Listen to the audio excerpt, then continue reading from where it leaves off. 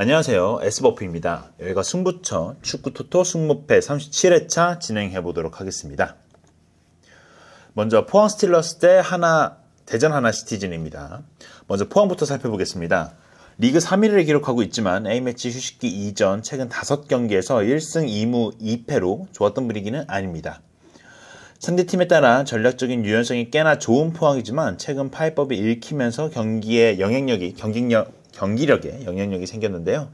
정재희 선수라든지 이호재 선수를 교체 투입하는 등 이런 다양한 모습들을 보여주긴 했지만 최근 들어서는 좀 파해법이 생긴 포항인 것 같습니다. 다음은 대전입니다. 리그 11위를 기록하고 있고 이민석 감독 이후로 황선홍 감독이 부임이 됐습니다. 황선홍 감독이 보여준 올림픽 대표팀은 공격 전술이 굉장히 부족했는데요. 이런 부분에 있어서 굉장히 많은 질타를 받았습니다. 두 팀 한번 정리해보겠습니다. 황선홍 감독 부임 이후 팀 분위기에는 반전이 될 수는 있지만 올림픽 대표팀에서 보여준 황선홍 감독의 전략은 긍정적으로 보기 어려울 것 같습니다. 포항이 그래도 전력적으로 굉장히 센 팀이기 때문에 이번 경기는 포항의 승리로 예상해보도록 하겠습니다. 다음 팀 살펴보겠습니다. 다음 팀은 산프히로 대 도쿄베르입니다. 리그 5위를 기록하고 있는 산프히로 히로시마입니다. 휴식기 동안 컵대회를 치렀고 대승을 거두면서 3연승을 기록하고 있습니다. J리그 내에서 가장 좋은 경기력을 보여주고 있습니다. 특히 득점력도 좋고 수비력도 매우 좋습니다. 다만 득점이 터지지 않는 날은 답답한 경기를 보여줄 때도 있습니다. 다음은 도쿄베르 살펴보겠습니다. 리그 11위를 기록하고 있는 도쿄베르인데요. 역습을 통해 득점을 가져가는 팀이며 득점력이 있는 팀입니다. 하지만 수비력에 의문이 드는 팀인데요. 내려서서 수비를 하는 스타일인데 꽤나 실점이 많습니다. 두 팀을 한번 정리해보면 경기력과 결과 모두 산프히로가 좋습니다. 큰 변수가 없다면 충분히 승리 가능할 것으로 보이기 때문에 이번 경기는 산프히로의 승리로 예상해보도록 하겠습니다. 다음 경기 살펴보겠습니다. 교토상가 대 삿포로의 경기입니다. 먼저 교토상가 살펴보겠는데요. 리그 19위를 기록하고 있으며 올 시즌 잔류를 목표로 가지고 시즌을 치러야 될 것 같은 교토상가입니다. 공수 양면으로 문제가 많은 교토상가입니다. 득점력이 있는 선수도 없고 수비력에서도 불안한 모습을 보여주기 때문에 매우 좋지 못한 모습인데요. 경기력 또한 매우 별로입니다. 삿포로 살펴보겠습니다. 리그 20위를 기록하고 있는 삿포로인데요. 팀 특성상 시즌 초반 원정 경기를 많이 치른 삿포로지만 경기력이 심각하게 좋지 못했습니다. 자신들이 공을 소유하면서 공격 지역에 풀어내는 것을 선호하는 삿포로입니다. 이런 팀들 같은 경우에는 대부분 축구 철학이 어느 정도 있기 때문에 밀고 나갈 필요는 있어 보이는데요. 일단은 페트로비치 감독의 경질 여론이 형성이 됐었는데요. 삿포로는 공식적인 입장에서 연임을 선언했습니다. 최근 컵대에서는 2승 1무로 분위기는 일단 반전된 상태입니다. 두 팀 모두 경기력과 결과 모두 좋지 못합니다. 그래도 삿포로가 흔들렸던 감독을 다시 한번 믿어주는 분위기가 어느 정도는 수습이 됐을 거라고 보여집니다. 이런 점을 보아 승점 1점 이상은 삿포로가 가져가지 않을까라는 생각이 들면서 이번 경기는 교토상가의 무패를 예상해 보도록 하겠습니다. 다음 경기 살펴보겠습니다. 다음 경기는 세르소 오사카 대 우라와 레즈입니다. 먼저 세르소 오사카 살펴보겠습니다. 리그 9위를 기록하고 있는 세르소 오사카인데요. 외국인 선수들의 의존도가 너무 큰 팀 중 하나입니다. 가장 대표적인 선수 중 하나는 레오 선수인데요. 레오 선수가 굉장히 골 퍼포먼스가 대단합니다. 그리고 페르난데스의 공격 생산도 매우 좋은 세르소 오사카입니다.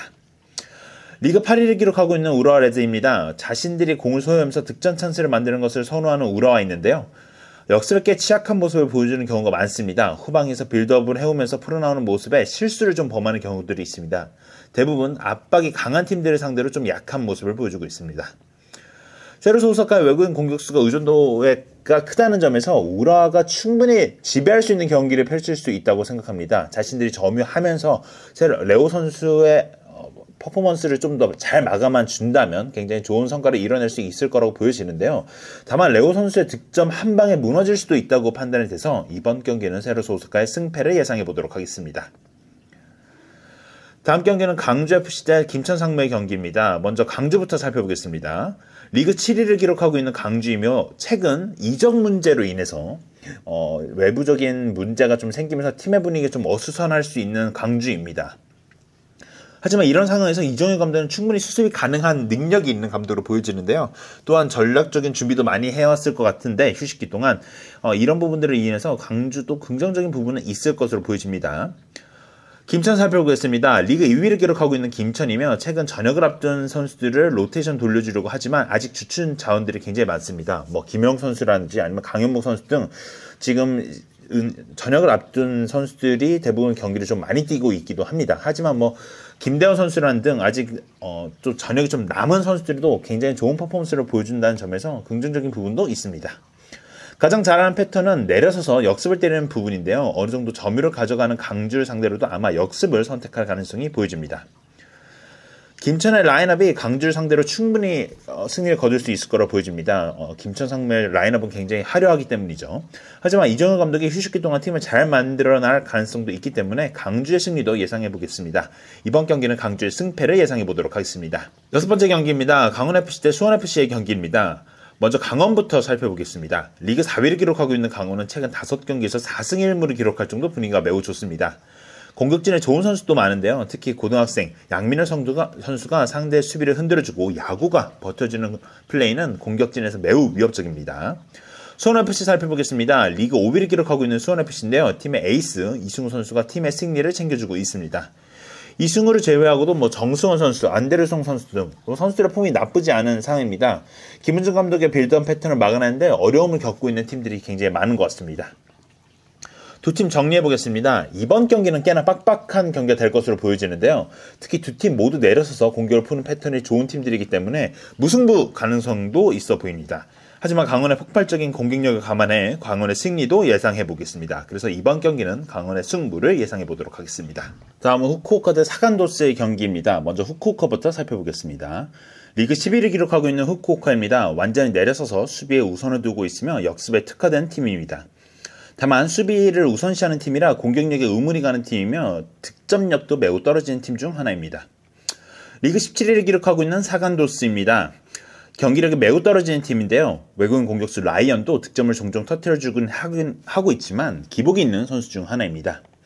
두 팀 한번 정리해보겠습니다. 득점력에 문제가 있는 두 팀인데요. 다만 후쿠오카의 최다 득점장 샤밥 자이디가 임대 연장이 되면서 경기력이 좀 떨어지는 사간도스를 상대로는 승리를 거둘 수 있을 것이라 보여져서 이번 경기는 후쿠오카의 승부를 예상해보도록 하겠습니다. 다음은 가시마 대 니가타입니다. 리그 2위를 기록하고 있는 가시마인데요. 휴식기 이전까지 매우 좋은 퍼포먼스를 보여준 가시마입니다. 한 선수에게 득점이 몰려있는 게 아니라 여러 선수들에게 분배되어 있는 득점이 매우 긍정적으로 보여지는데요. 경기력도 리그 내에서 가장 좋은 팀입니다.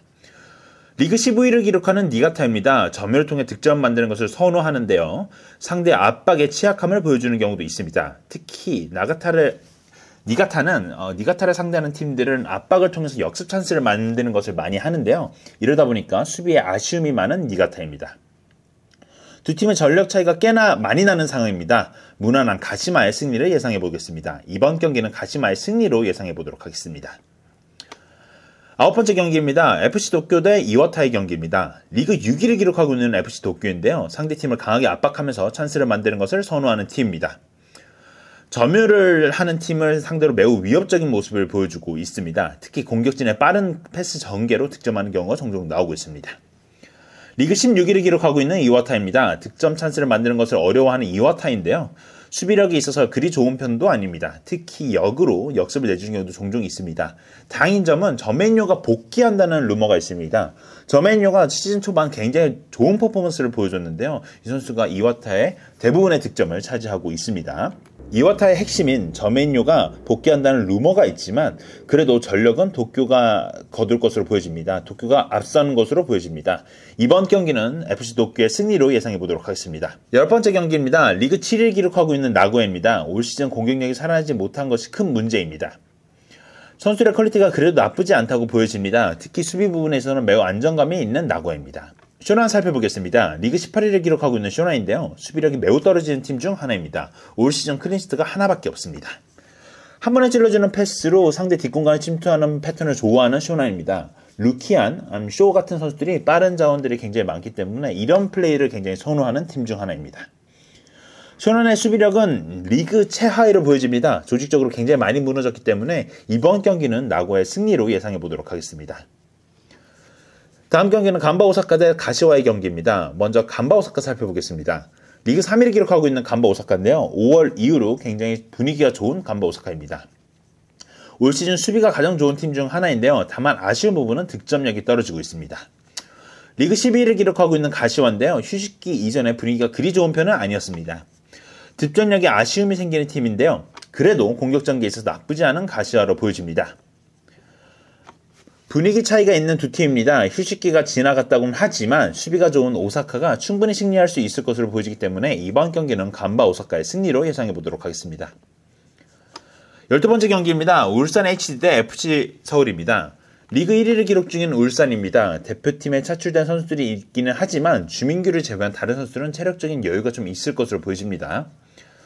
K리그 내에서 가장 공수 밸런스가 좋은 울산입니다. 선수들의 퀄리티에 맞는 전략과 결과를 가져오는 홍명보 감독입니다.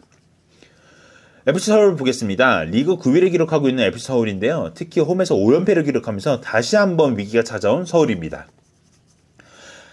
이번 경기의 가장 큰 문제로 보여지는 것은 FC 서울이 현대가의 약한 모습을 매번 보여줬습니다. 아마도 이번 경기에서도 울산이 좀 더 유리한 모습을 보여주지 않을까 싶어서요. 최근 분위기와 함께 전통적으로 현대가의 약한 모습을 보여주고 있는 서울이 승점을 따기는 어려워 보입니다. 이번 경기는 울산의 승리로 예상해 보도록 하겠습니다. 13번째 경기입니다. 전북 현대 대 인천 유나이티드 경기입니다. 리그 11위를 기록하고 있는 전북입니다. 김도현 감독이 취임 이후 휴식기 동안 팀을 재정비했을 가능성이 굉장히 높고요. 또 김도현 감독이 전략적으로 전술적으로 굉장히 좋은 평가를 받기 때문에 이 감독이 팀을 재정비했을 때 좋은 모습을 보여줄 가능성도 굉장히 높아 보입니다. 다만 박진석 선수가 훈련소에 입수하면서 중원과 수비에 아쉬움이 생긴 전북입니다. 리그 8위를 기록하고 있는 인천입니다. 직전 경기에 수원FC를 상대로 좋지 못한 결정력을 보여줬습니다. 긍정적인 부분은 중원의 신진우 선수가 직전 경기에서 교체로 출전했습니다. 왕성한 활동량으로 팀에 활기를 넣어줄 수 있는 선수입니다. 변수가 많은 경기로 예상이 됩니다. 김도현 감독이 휴식기 동안 팀을 어떻게 만들었는지가 가장 큰 관건이 될 것으로 보여집니다. 긍정적인 평가가 많은 감독이라는 점과 홈팀의 버프를 받아 승점 1점 이상은 가져오지 않을까라는 예상을 해보면서 이번 경기는 전북의 승부를 예상해 보도록 하겠습니다. 다음 경기는 대구FC 대 제주유나이티드입니다. 리그 12위를 기록하면서 최하위를 기록하고 있는 대구입니다. 휴식기 전에 3연패를 기록했습니다. 어린 선수들을 활용한 강한 압박과 외국인 선수들을 활용으로 가장 경기력이 나쁘진 않지만 수비력에 문제가 많은 대구입니다. 리그 6위를 기록하고 있는 제주입니다. 제주에게 희소식은 부상자로 빠져있던 선수들이 많이 복귀하는 라운드가 될 것 같습니다.